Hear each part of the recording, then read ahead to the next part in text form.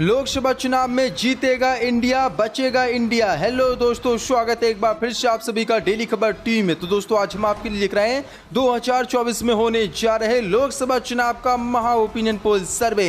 इस महा opinion poll में आज आपको बताने वाले हैं 2024 में होने जा रहे लोकसभा चुनावों में किस पार्टी की सरकार बनेगी। क्या तीसरी बार देश के प्रधानमंत्री बन पाएंगे मोदी या राहुल गांधी मोदी का शिवपड़ा छाप कर 2024 में रच डालेंगे इतिहास। इससे पहले आपको बता दें, भारत में लोकसभा की 543 सीटें हैं और किसी भी पार्टी को केंद्र में सरकार बनाने के लिए 272 सीटें जीतने की जरूरत होती है। ये तो था दोस्तों सीटों का आंकड़ा। अब आपको सभी भारत की लोकसभा की 543 सीटों को विस्तार से बताने वाले हैं, कौन से राज्य से कौन सी पार्टी कितनी सीटें जीत सकती। तो वीडियो को आप अंत तक जरूर देखें। इससे पहले दोस्तों, अगर आप भी मानते हैं कि 2024 के लोकसभा चुनाव से पहले ईवीएम पर बैन लगे और बैलेट पेपर से चुनाव हो, तो वीडियो को दिल से लाइक कर चैनल को सब्सक्राइब जरूर कर लें। दोस्तों बात करते हैं सबसे पहले राज्य की, जिसका नाम है उत्तर प्रदेश।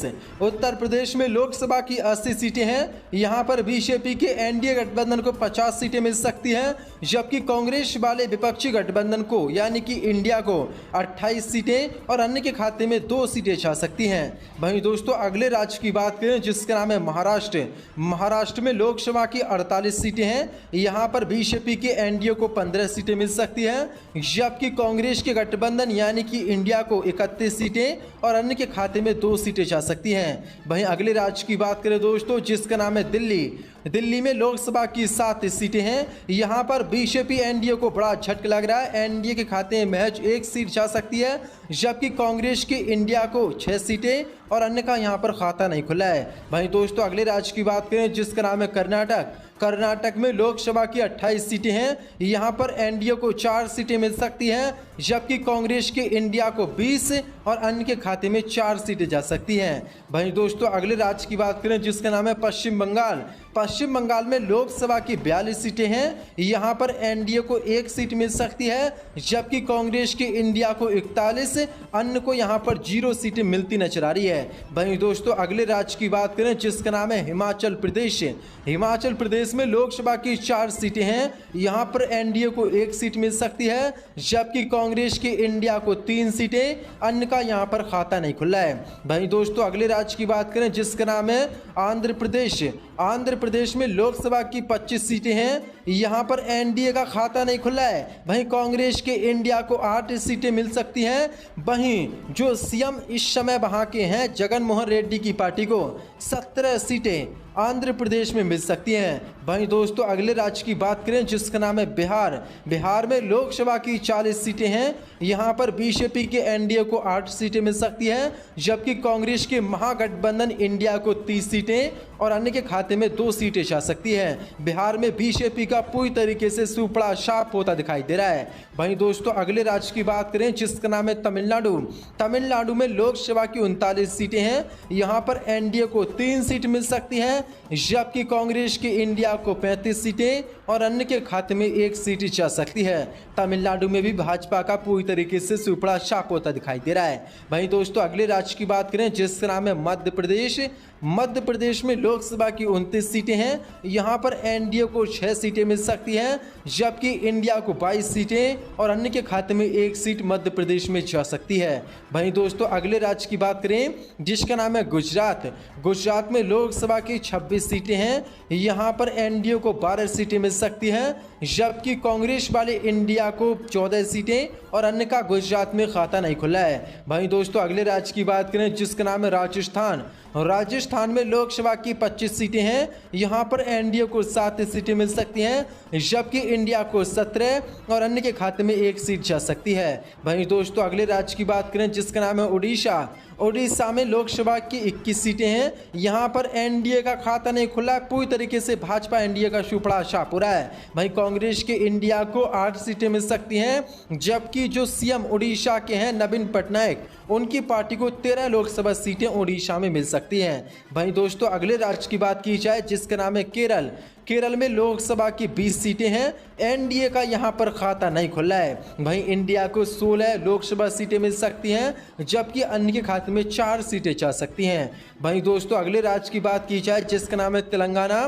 तेलंगाना में लोकसभा की 17 सीटें हैं। यहाँ पर एनडीए को 2 सीटें मिल सकती हैं, जबकि इंडिया कांग्रेस के महागठबंधन को 7 सीटें और 8 सीटें सीएम केसीआर यानी कि बीआरएस पार्टी, वहीं ओवैसी की पार्टी एआईएमआईएम को दोनों को 8 लोकसभा सीटें तेलंगाना में मिल सकती हैं। वहीं दोस्तों अगले राज्य की बात की जाए जिसका नाम है असम।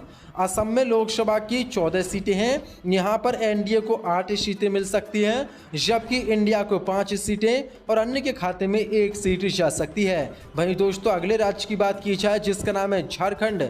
झारखंड में लोकसभा की 14 सीटें हैं। यहाँ पर एनडीए को 3 सीटें मिल सकती हैं, जबकि कांग्रेस के इंडिया को 10 सीटें और अन्य के खाते में 1 सीट जा सकती है। वहीं दोस्तों अगले राज्य की बात की जाए जिसका नाम है पंजाब। पंजाब में लोकसभा की 13 सीटें हैं। यहाँ पर एनडीए को 1 सीट मिल सकती है, जबकि इंडिया को 12 और अदर का यहाँ पर खाता नहीं खुला है। वहीं दोस्तों अगले राज्य की बात की जाए जिसका नाम है छत्तीसगढ़। छत्तीसगढ़ में लोकसभा की 11 सीटें हैं। यहाँ पर एनडीए को 3 सीटें मिल सकती हैं, जबकि कांग्रेस के महागठबंधन इंडिया को 7 और अन्य के खाते में 1 सीट जा सकती है। वहीं दोस्तों अगले राज्य की बात की जाए जिसका नाम है हरियाणा। हरियाणा में लोकसभा की 10 सीटें हैं। एनडीए को यहाँ पर 2 सीटें मिल सकती हैं, जबकि इंडिया को 8 सीटें मिल सकती हैं, अन्य का यहाँ पर खाता नहीं खुला है। वहीं दोस्तों अगले राज्य की बात की जाए जिसका नाम है जम्मू कश्मीर। जम्मू कश्मीर में लोकसभा की 6 सीटें हैं। यहाँ पर एनडीए को 2 सीटें मिल सकती हैं, जबकि कांग्रेस के इंडिया को 4 सीटें, अन्य का जम्मू कश्मीर में खाता नहीं खुलेगा। वहीं दोस्तों अगली राज्य की बात की जाए जिसका नाम है उत्तराखंड। उत्तराखंड में लोकसभा की 5 सीटें हैं। यहाँ पर एनडीए को 2 सीटें मिल सकती हैं, जबकि इंडिया को 3 सीटें, अन्य का यहाँ पर खाता नहीं खुला है। वहीं दोस्तों अगले राज्य की बात की जाए जिसका नाम है अरुणाचल प्रदेश। अरुणाचल प्रदेश में लोकसभा की 2 सीटें हैं। यहाँ पर 1 सीट एनडीए को मिलती दिखाई दे रही है, वहीं 1 सीट इंडिया को, अन्य का यहाँ पर खाता नहीं खुला है। वहीं दोस्तों अगले राज्य की बात की जाए जिसका नाम है त्रिपुरा।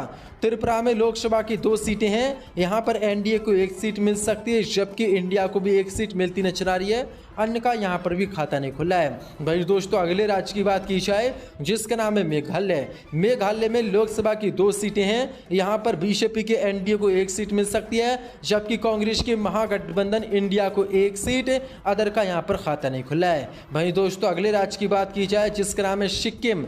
सिक्किम में लोकसभा की 1 सीट है। 1 सीट यहाँ पर कांग्रेस के इंडिया को मिलती दिखाई दे रही है, एनडीए अदर का यहाँ पर शिवपड़ा शाहपुरा है। वहीं दोस्तों अगले राज्य की बात की जाए जिसका नाम है मिजोरम।